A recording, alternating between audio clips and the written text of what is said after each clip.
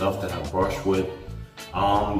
Go ahead, you can leave comments and tell me, like, give me any suggestions you have. If you think I should change anything, or if you think I did something right, just, you know, just go ahead and leave some comments. There was something else I was gonna say, but I can't remember. Oh, let me show you a picture. I drew, like, on my head what I think my waves will come out looking like. So I'm gonna put that on the screen, and then, yeah.